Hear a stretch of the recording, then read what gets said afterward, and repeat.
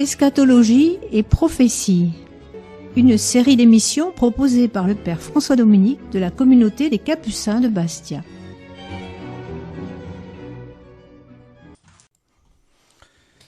Amis auditeurs, bonjour, heureux de nous retrouver pour notre émission Eschatologie et prophétie. Nous poursuivons notre émission aujourd'hui sur ce chapitre des prophètes de Marie, ces apôtres qui sont aussi ses prophètes. Et c'est aussi par ces apôtres que la Vierge Marie accomplira son triomphe, le triomphe de son cœur immaculé. Nous avons vu donc la semaine dernière cette dimension prophétique de ces apôtres qui était déjà présent dans les textes en particulier de Saint Louis-Marie Grignon de Montfort. Au XVIIIe siècle, ce saint breton a eu cette inspiration divine sur ces derniers temps et sur ses apôtres particuliers, sur ses disciples du Christ et de Marie qui mèneront le combat final, qui mèneront l'Église vers le triomphe du cœur immaculé de Marie, un triomphe qui n'est pas un triomphe à la mesure des hommes, mais qui est bien le triomphe de l'amour et le triomphe de la paix. Ce sont, selon cette prophétie de Saint Louis-Marie Grignon de Montfort et selon ce qu'il nous en donne à travers ce traité magnifique de la vraie dévotion à la Sainte Vierge, eh bien, il représente cette lignée de la Sainte Vierge Marie, ses vrais fils et serviteurs, ses pauvres esclaves et ses humbles fils. Son talon, au fond, qui écrasera la tête du serpent. Ils combattront les ennemis de Dieu, dit-il, avec le talon de la croix et la fronde du rosaire à la main.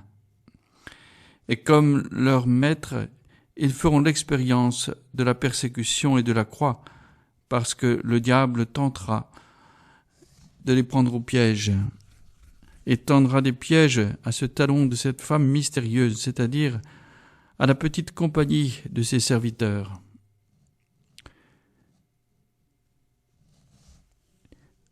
Saint Louis-Marie Grignon de Montfort, comme nous l'avons rappelé aussi la semaine dernière, a été redécouvert en particulier, bien sûr, à travers Saint Jean-Paul II.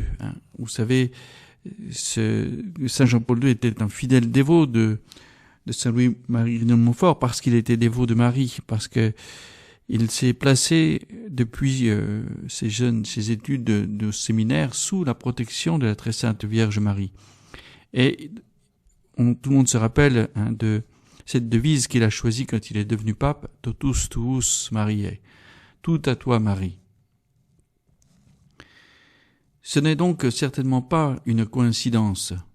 Si le pape Totus tuus, Jean-Paul II, dont le pontificat coïncidait avec les apparitions de la reine de la paix à Medjugorje, s'est formé dès son plus jeune âge sur l'enseignement de Saint Louis-Marie Grignon de Montfort. Il définissait lui-même ce saint comme un grand théologien, un théologien de grande classe. C'est précisément dans la figure du grand pape marial que l'on peut voir le prototype de ce que représentent les apôtres de Marie, prophétisés par ce saint breton. Le saint pape Jean-Paul II, comme nous le rapportent aussi des témoins, mettait au cœur de sa spiritualité cette dévotion à la très sainte Vierge Marie. Il priait bien sûr le chapelet chaque jour et même le rosaire quand il le pouvait. Il se consacrait à la très sainte Vierge Marie à la fin de chaque messe. Il terminait toujours sa messe privée le matin avec cette prière de consécration tirée de Saint Louis-Marie Grignon de Montfort. Et bien sûr, il ne prenait aucune décision sans le remettre dans la prière à la très sainte Vierge Marie. Il nous montre donc cette école de ces apôtres de Marie qui avancent dans leur chemin vers le Christ, main dans la main, on pourrait dire, avec Marie. Et Saint Louis-Marie de Montfort a cette image très belle en disant que si Marie n'est pas essentielle, c'est nécessaire au sens propre et strict du terme au mystère du salut, puisque le salut vient du Christ, vient de la passion, de la mort et résurrection de Jésus-Christ. C'est toutefois le moyen par lequel Dieu le Père a voulu nous donner son Fils. Et donc c'est le moyen le plus court, le plus rapide, dit-il, le plus sûr pour aller au cœur de son Fils. Et il prend aussi cette image, cette anecdote très belle de la cour royale, où la reine justement a ce rôle d'intercessrice auprès du roi. Quand un pauvre vieux vient demander audience au roi, il passe par la reine. Et donc il prend cette image de ce pauvre qui veut faire un présent au roi, qui veut offrir ses pommes, ses belles pommes au roi. Eh bien, qu'est-ce que fait la reine? La reine les met sur un plateau d'argent, les nettoie, les fait briller, afin que il puisse être une offrande agréable aux yeux du roi. Eh bien, Saint Louis-Marie de Montfort dit c'est exactement le rôle de Marie. Vous voyez, Marie, elle prend nos intentions de prière, elle les purifie peut-être de ce qu'il peut encore y avoir de traces aussi d'amour-propre, d'orgueil, etc., pour les présenter pures à son Fils. Donc c'est une très belle image de ce rôle de la médiation de Marie. Et Saint Louis-Marie de Montfort disait bien que si ce n'était pas le moyen nécessaire pour le salut, en tout cas, il insistait sur le fait que c'était le moyen le plus sûr, le plus direct pour aller à son Fils. Parce que nous utilisons le même moyen que le Père lui-même a utilisé pour nous donner son Fils. Alors, cette mère très sainte voudrait que tous ces enfants qui ont répondu à l'appel, soit ses apôtres en particulier, bien sûr ses fils de prédilection, comme elle les appelle aussi, ses prêtres, qui affluent en grand nombre eux aussi à Medjugorje. Je vous invite à devenir, dit-elle, des apôtres de l'amour et du bien. Ce n'est qu'avec la prière que vous pouvez aussi devenir de vrais apôtres de la foi. Ce n'est qu'avec la prière que vous pouvez devenir mes apôtres de la paix dans ce monde sans paix. Je vous appelle à être de saints apôtres. Mes apôtres, je serai avec vous et je vous aiderai. Je vous invite, petits enfants, à être mes apôtres de la paix et de l'amour dans vos familles. Donne-moi ton cœur, dit-elle, afin que j'y mette mon Fils et que je fasse de toi un de mes apôtres, apôtre de la paix et de l'amour. Tous ces messages donc de la Vierge Marie nous ont été donnés au cours, en particulier par l'intermédiaire de ces deux voyants de Medjugorje, le 25 de chaque mois, le message qui est donné à Maria, et le 2 de chaque mois jusqu'au 2 mars 2020, qui était donné à Myriana.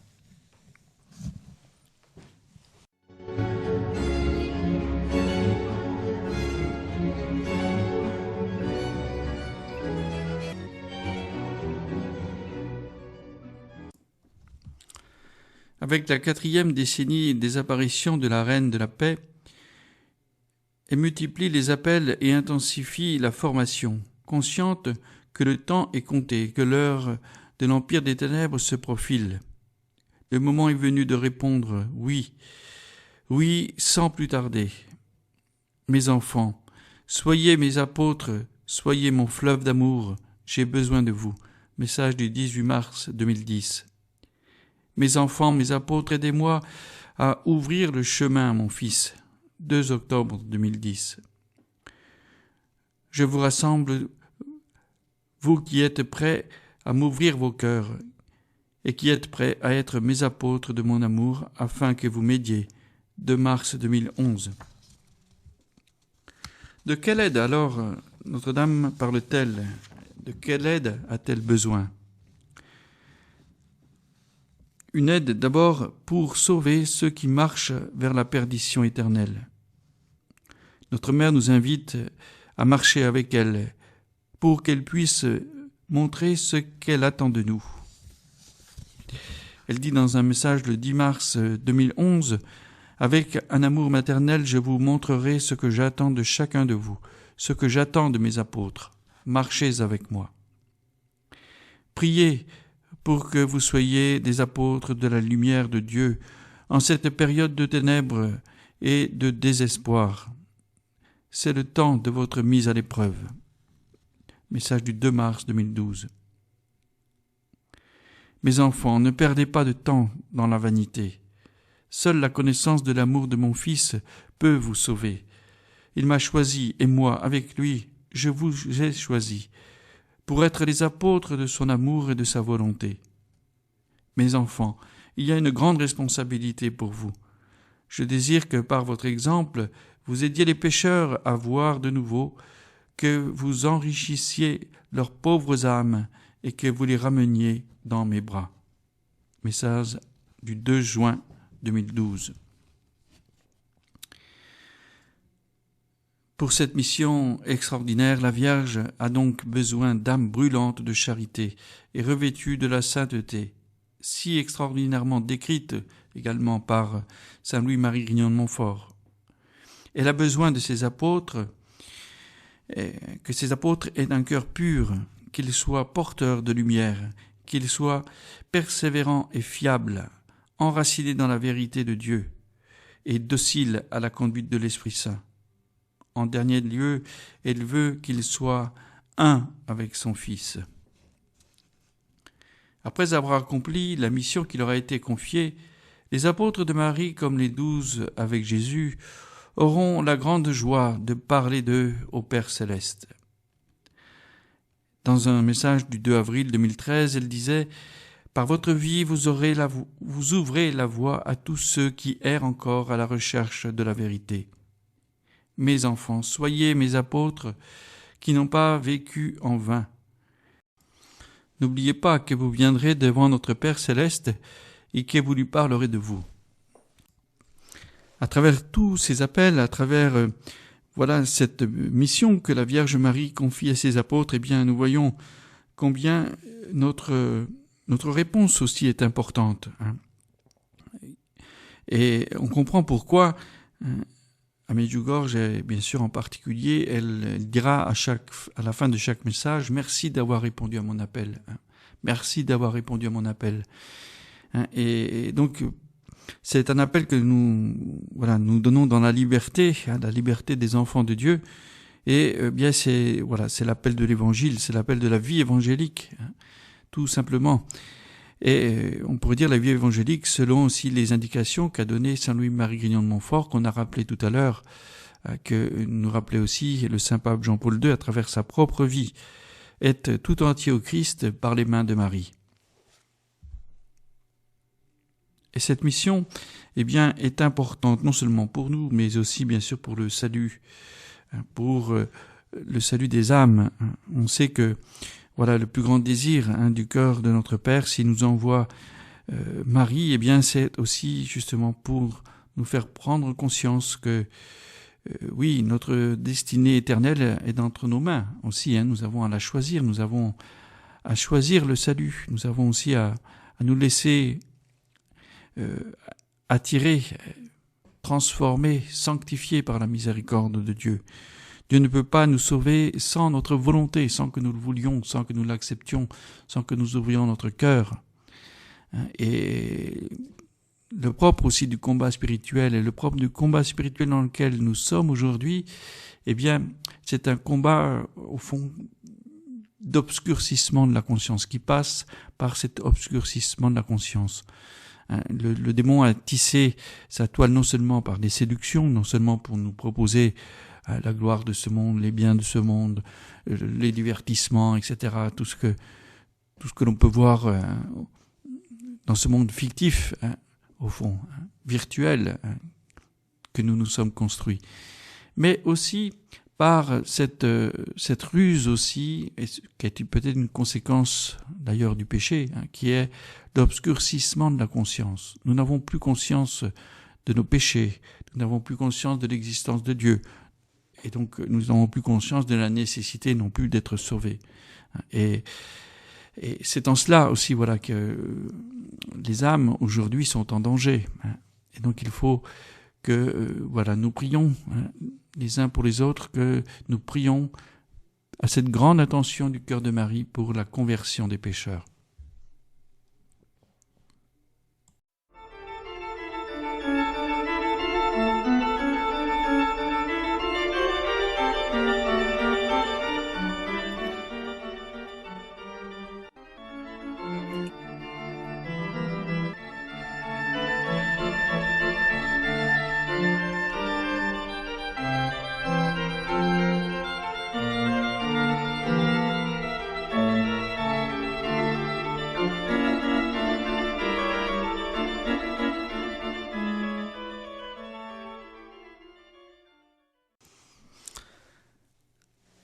Comme Marie l'a annoncé à Fatima déjà, son cœur immaculé triomphera.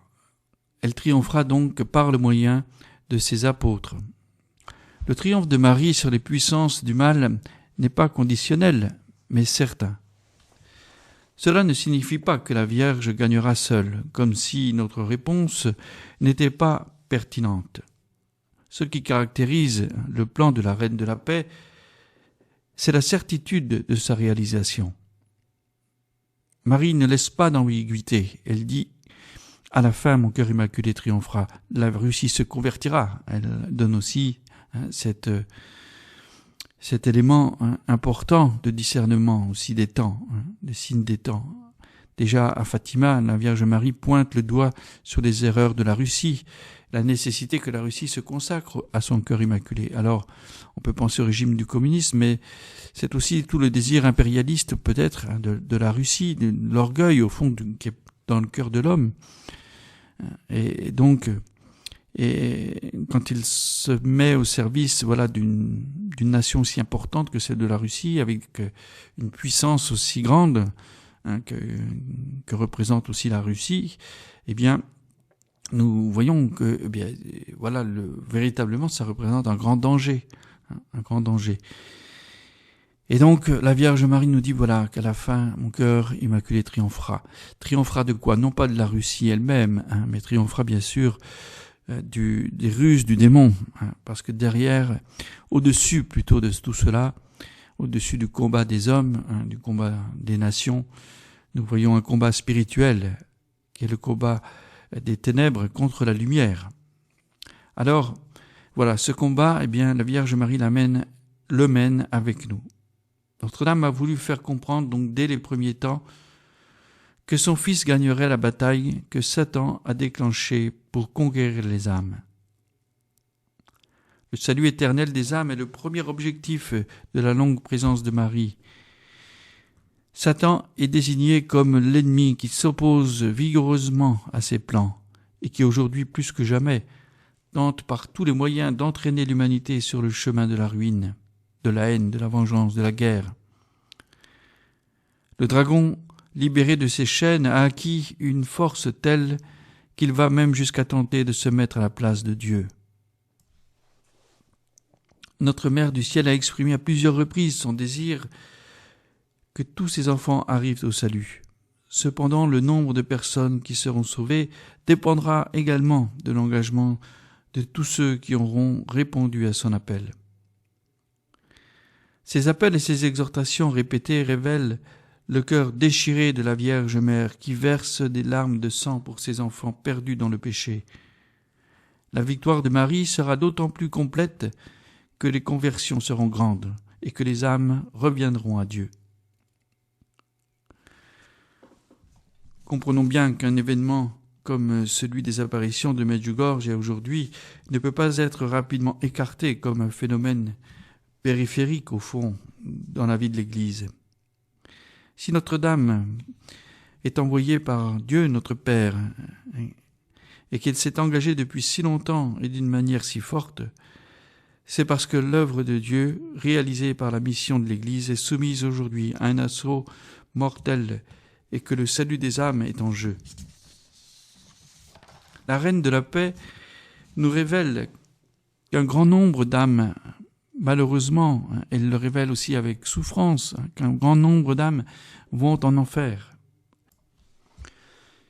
Et que Satan veut détruire la planète sur laquelle nous vivons. Le triomphe de Marie doit donc être considéré dans la perspective du salut des âmes et d'un avenir de paix pour l'humanité. En même temps, elle est sûre d'avoir une réponse suffisante de notre part et le manifeste à la fin de chaque message à la paroisse qu'elle donne à Medjugorje. Merci d'avoir répondu à mon appel.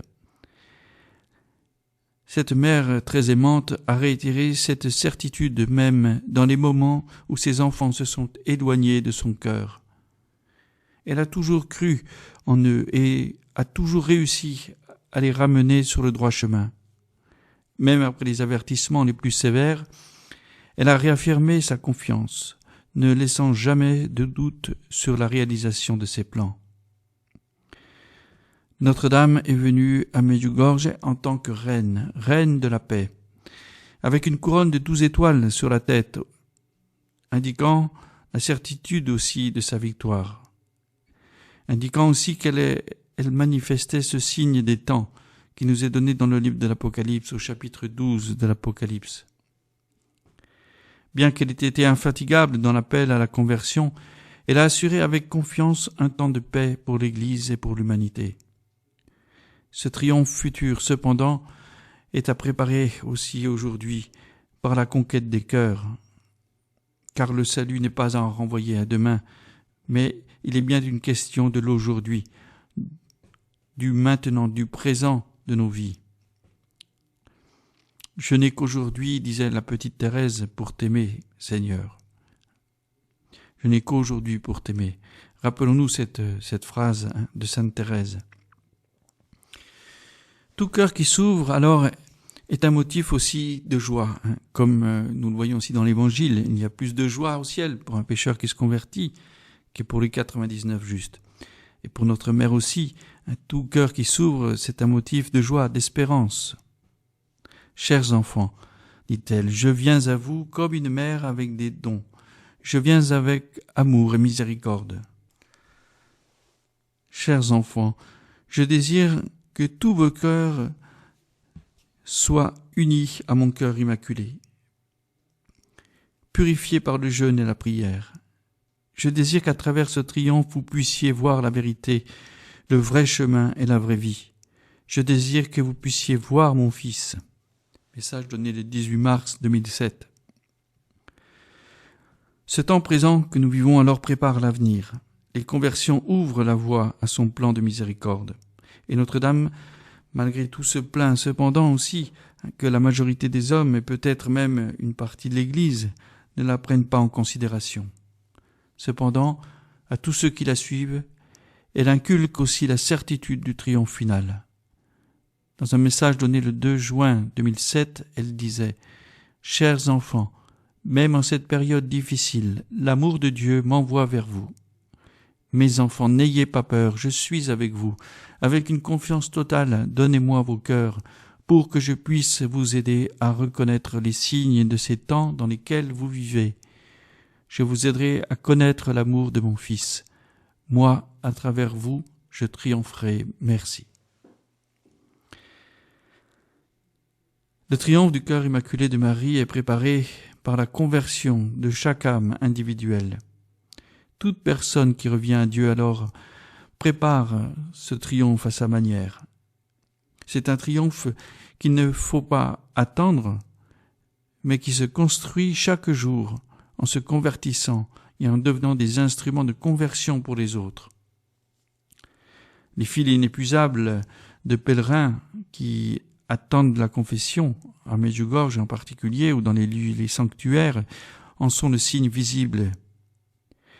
La Vierge Marie prépare donc le royaume de son Fils par notre propre retour à Dieu, en chassant Satan de cœur où il s'est réfugié. La bataille se déroule dans la profondeur du cœur de chacun. Notre libre arbitre décide du résultat. La Vierge, depuis longtemps, combat pour la victoire. Son triomphe se réalise en nous et à travers nous, comme l'a observé saint Louis-Marie Grignon de Montfort. Les apôtres de Marie sont l'humble talon par lequel elle écrasera la tête du serpent. Donc, pour ainsi dire, le triomphe de Marie se réalise dans l'Église et par l'Église. Les apparitions de Medjugorje, comme tous les lieux d'apparition de la Vierge Marie, sont destinés à toute l'Église universelle. Le choix d'une paroisse par la Vierge, d'un lieu particulier, pour qu'il soit l'instrument de renouveau de l'Église, réaffirme les objectifs de son projet. Les prêtres qui arrivent avec de nombreux fidèles en pèlerinage sont les témoins visibles de l'Église qui se renouvelle sans cesse.